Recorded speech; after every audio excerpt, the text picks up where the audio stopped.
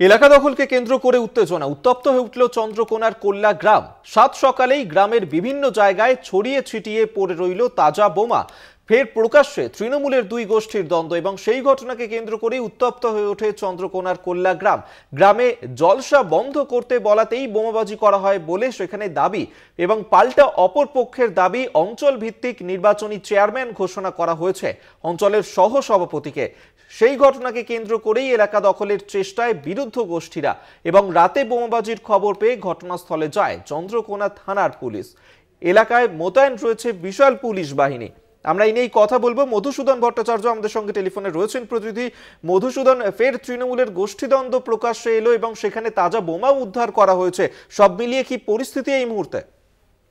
দেখো অভিক, একেবারে কিন্তু এলাকা দখলকে কেন্দ্র করে উত্তপ্ত হয়েছে চন্দ্রকোনার কোল্লা গ্রাম। দেখো পঞ্চায়েত নির্বাচনের পর থেকে ওই কোল্লা গ্রামে বারে বারে তৃণমূলের যে একটা গোষ্ঠীদ্বন্দ্ব সেটা কিন্তু প্রকাশ্যে এসেছিল।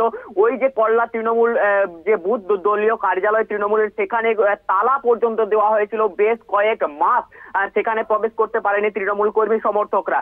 তারপরে আমরা সেই খবরও দেখিয়েছিলাম। পরবর্তীতে ওই সমস্ত যারা বিক্ষুব্ধ তৃণমূল তাদেরকে যোগদান করানো হয়। যোগদান করানোর পরেও কিন্তু এলাকায় একটা চাপা উত্তেজনা ছিল।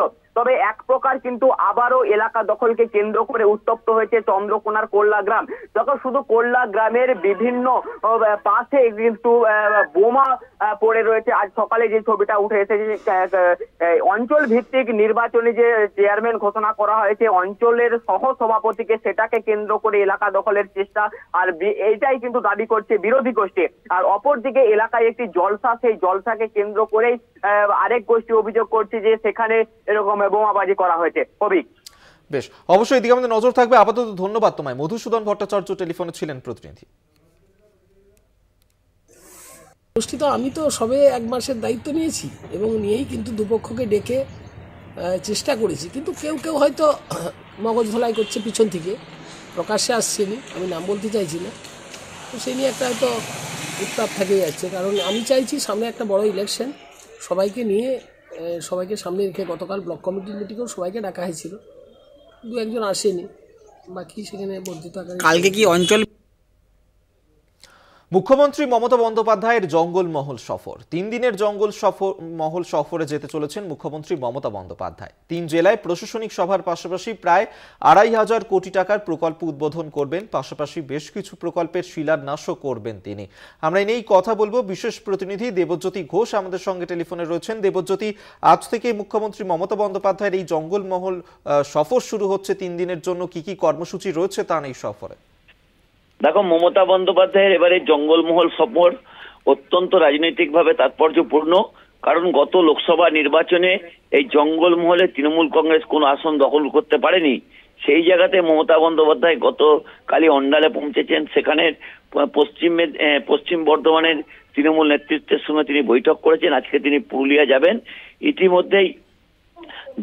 ইতিমধ্যেই পুরুলিয়া, ঝাড়গ্রামে সহ বেশ কয়েকটি তার কর্মসূচি রয়েছে। জঙ্গলমহলকে রাজনৈতিকভাবে গুরুত্ব দেওয়া হচ্ছে, কারণ গত লোকসভা নির্বাচনে তৃণমূল কংগ্রেসের ফল আশাতীত হয়নি, এবং এবারেও বিধানসভা নির্বাচনে জঙ্গলমহলের কয়েকটি সিট তারা হারিয়েছিল। সেই জায়গাতে শক্তি বৃদ্ধি এবং সামনের লোকসভা নির্বাচন, সেই লোকসভা নির্বাচনকে পাখির চোখ করে মমতা বন্দ্যোপাধ্যায় এই জঙ্গলমহল সফর অত্যন্ত গুরুত্বপূর্ণ, কারণ সেখানে একাধিক প্রশাসনিক সভার পাশাপাশি বেশ কয়েকটি রাজনৈতিক কর্মসূচি করবেন। এছাড়াও সামনের লোকসভা নির্বাচনকে লক্ষ্য রেখে সাংগঠনিক বেশ কিছু পরিবর্তনের সম্ভাবনা রয়েছে। গতকাল অভিষেক বন্দ্যোপাধ্যায়ের সঙ্গে মমতা বন্দ্যোপাধ্যায়ের একপ্রস্থ কথাবার্তা হয়েছে। পশ্চিম মেদিনীপুরে, এই পশ্চিম বর্ধমানে বেশ কিছু সমস্যা ছিল, সেগুলি গতকাল মমতা বন্দ্যোপাধ্যায় বৈঠকের মাধ্যমে সমাধান করেছেন, এবং আজকে পুরুলিয়ার তার সভা রয়েছে, এবং ঝাড়গ্রামে তিনি আগামী পরশুদিন তার শেষ সভাটি করবেন, এবং সেখান থেকে তিনি কলকাতায় ফিরবেন। একেবারে, অবশ্যই এদিকে আমাদের নজর থাকবে। আপাতত ধন্যবাদ তোমায়। বিশেষ প্রতিনিধি দেবজ্যোতি ঘোষ টেলিফোনে ছিলেন।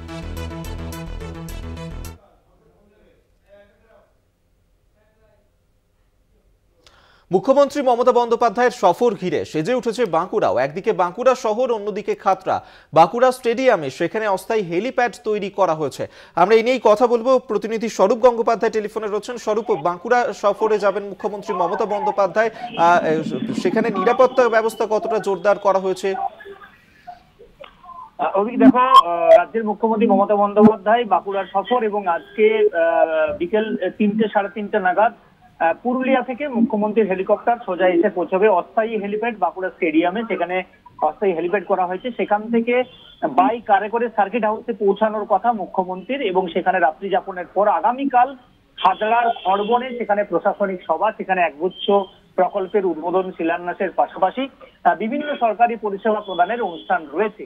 মুখ্যমন্ত্রীর এই সফরকে ঘিরে রীতিমতো বাঁকুড়া সার্কিট হাউস চত্বর, স্টেডিয়াম চত্বর যেমন সেজে উঠেছে, পাশাপাশি সেজে উঠেছে বাঁকুড়ার খাদরা জঙ্গলমহল।